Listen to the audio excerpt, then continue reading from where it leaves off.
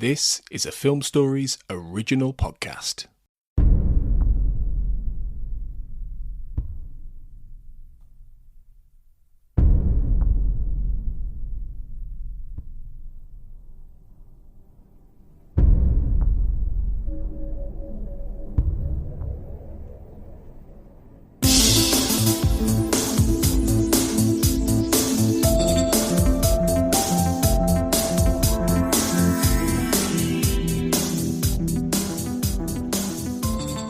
Welcome back, everybody, to the Xcast. As ever, the truth is in here. I am your host today, Carl Sweeney, and we are still ploughing through, pun intended, I want to believe minute, because we have to. It's our duty to unpick the second X-Files movie, 1 minute at a time. And today is minute 77. So this is running from 76 minutes, 0 seconds, where Mulder is tailing Dacyshyn's plough truck, and we go through to 76 minutes, 59 seconds, and we sort of cross over into the next scene just in this one. So we sort of see Chris Carter's cameo appearance in the hospital just before this minute ends, and Cortlan Waters Bartley is with me once again. Cortlan, thanks for coming back. Always happy to help.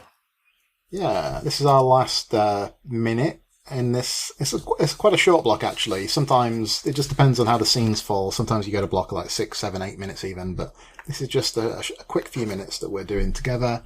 And before we get back into this one, quick reminder that we're all over social media. We'd love you to follow us. We would love you to drop us a quick one-line rating, or a one-line review, and also a positive rating if you can bring yourself to do it. If you can take a few seconds out of your day to do that for us, that would be absolutely fantastic.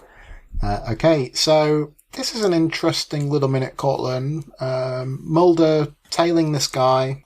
The thing that really jumped out to me was obviously more Easter eggs in a way, because he looks on his phone and sees names from the original run of the show, doesn't he? So, yep. In addition to the word Scully that we see, we also see Bowman, Gilligan, and Scheiben. Mm-hmm. And again, going back to your point of if you know what this means, like Nutter's Feed, then you know what it means. If you don't, it's not going to distract you or take you out of the movie in any way. It's one of those things, isn't it, I think? Yeah. This one, to me, this one is the most, like, blatant and obvious. Just because it's literally spelled out, maybe. I don't know. But also, I always kind of chuckle, like, Mulder has been in hiding for years. Who are these people in his cell phone? Like, who are they? Who is he calling? But, okay. Yeah. Great. I'm interested. I want to know more. We will never know, sadly. No, we won't. But as a result of this, I would say he's a bit preoccupied, and therefore he has to slam on the brakes, doesn't he, to avoid like a really serious collision. He spins, his airbag comes out, and then the other guy obviously has the upper hand because he's got the plough, and he rams Mulder's car and eventually pushes it over that drop, doesn't he? And the car turns over as it falls down. So what were your thoughts on this kind of, this bit of action, Cortlan, that we get here? Yeah, well, it's a little bit like classic Mulder of a blunder, you know?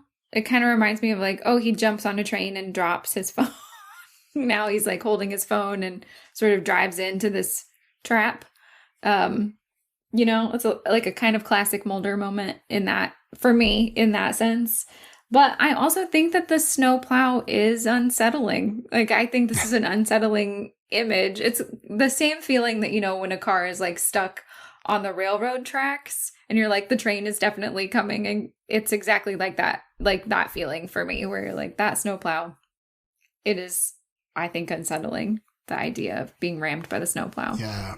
Like you say, when it's in the wrong hands, and we've already seen this guy run that woman off the road earlier in the movie. Right. Haven't we? So yeah, and he's unsettling in that minute too.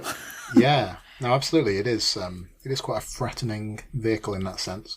Yeah. To what extent is Mulder to blame then for this collision? Because I'm not sure I'd really thought about this before, but yeah, you shouldn't really be doing that, should you, when you're driving? You should be eyes on the road, and I would say especially eyes on the road when it's snowy and icy, and you're tailing like this weird organ harvesting guy.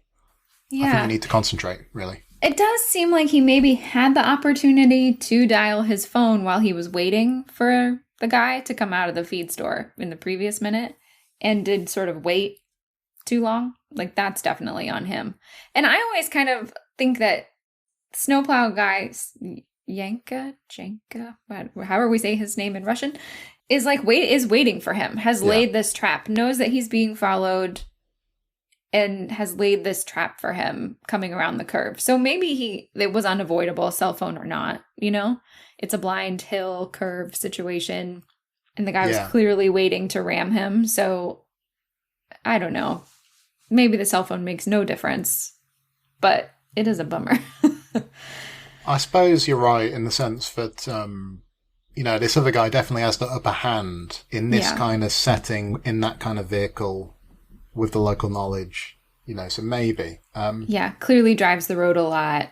Do we think, is Mulder actually breaking the law by looking at the phone? Do you know? What would your guess be? Well, we're meant to be in West Virginia, right? So I don't know what the law is in West Virginia. And I certainly don't know what the law would have been in 2008. I'm not sure when we started implementing cell phones in cars laws. I can tell you that here, where I live in Indiana, yes, he is breaking the law.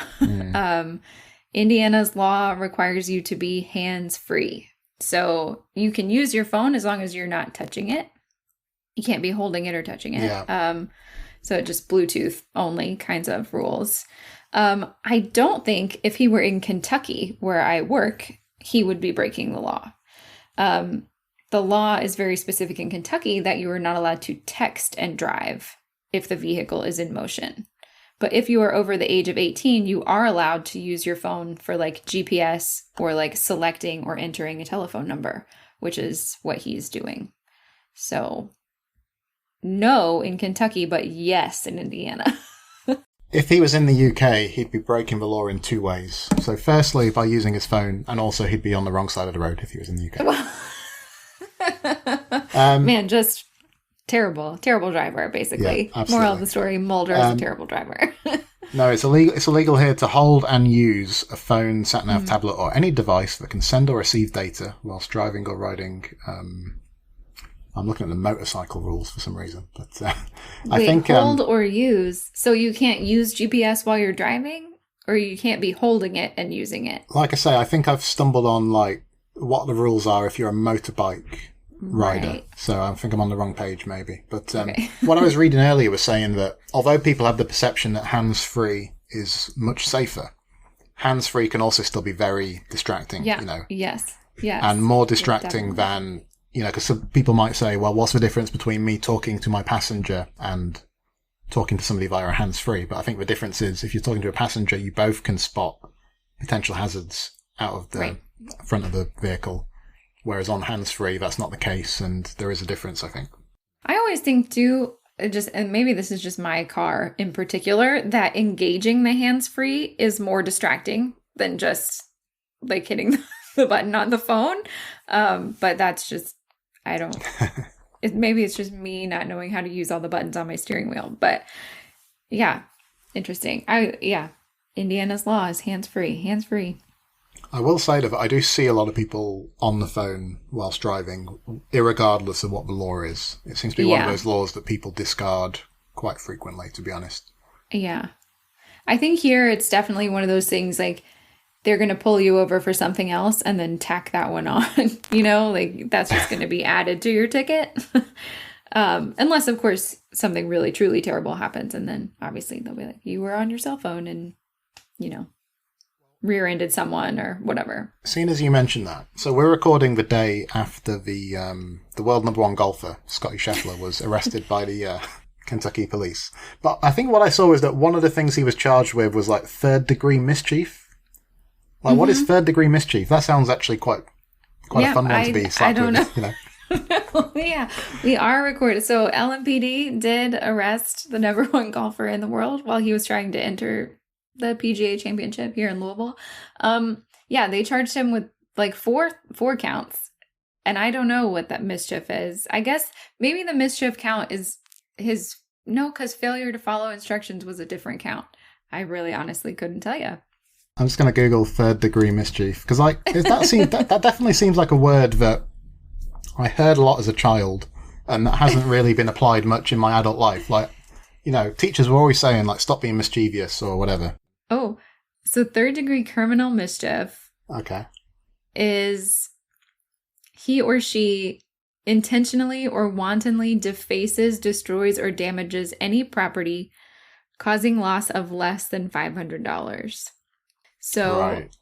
I don't know. I don't know what cause they had to charge him with that particular crime, but maybe he like ran into a barricade or something.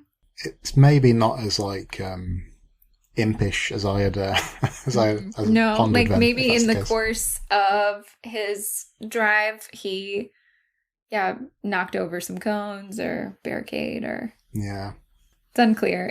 A lot about that situation is unclear. It is. He did not appear to be on his phone, so not related. Yeah, and I just heard that, the world number one golfer is having problems with his driving, and I thought, okay, he's struggling on the golf course, but why is that on the news? But anyway. Right, so what else can we talk about with this minute? I mean, I suppose we could talk a little bit about the Chris Carter cameo right at the end of it. Sure. Can't we? So this is as we're going to the hospital. It's going to be a scene involving Scully. But if you look to the left of the screen, Chris Carter, the director of this movie, creator of The X-Files, is sat at the side, isn't he? And he's holding an urn. Do you know the significance of the thing that he's holding? I believe, right, his dog had passed away, or someone's dog had passed away. So it's actually his dog's urn or ashes. That's right. And I think the dog had died, relatively in line with when this scene was shot. So it was it was pretty current recent. Yes. Yeah. So that's, again, a nice little touch, I think. Yeah. Although it did, as I was thinking about this and like, what is he doing? Would you get an urn at the hospital though? Like why? See, I would assume there would be like a separate hospital for but I suppose in the universe of the story, it doesn't have to be a dog's.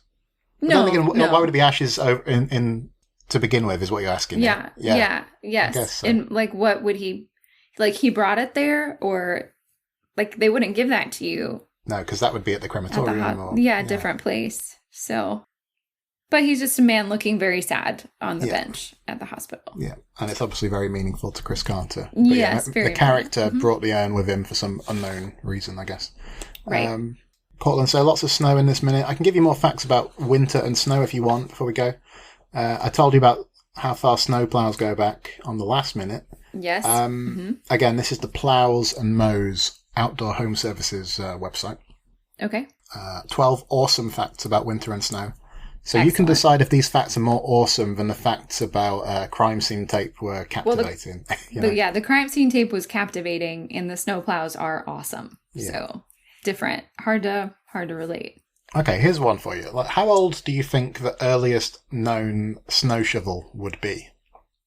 Oh wow, the earliest known snow shovel. I'm guessing old. I'm guessing like really old, like not ice age, but like prehistoric times old. I don't know. I'm bad at the years. So. Yeah, they definitely would have needed some kind of implement to. They would have had to move snow for sure. Just to get water, they would have had to move the snow. So. Yeah, well, okay. Old. Well, the earliest known snow shovel is estimated to be approximately 6,000 years old. Yeah. And it was found in a bog in Russia. A lot of snow. Yep. Yeah. What things would you say people buy most or buy more of when there's a blizzard in the forecast? Well, I can tell you what we buy here, and it's milk and bread. It's milk and Staples, bread goes, right off of the shelf. And I live, pretty far south for real blizzards. And so usually that happens here in Louisville when we have like a forecast of like 2 or 3 inches of snow. Just shut it down. Everyone's, buying out the bread. So maybe a little overreaction. I don't know what the source is for this fact on the Plows and Mows website, but it says people buy more cakes, cookies, and candies than any other food when a blizzard is in the forecast. What? Okay. Like maybe stress eating or something, but like you said, I would have guessed like bread and things like that. Let's see. Okay, the most snow ever recorded in a 24-hour period in the USA was how many inches in Silver Lake? I mean, Silver Lake CO, that's Colorado, is that right? CO? Yep. Yeah. Okay, 1921. How many inches of snow? Inches in an hour? In a 24-hour period. Oh, in a 24-hour period.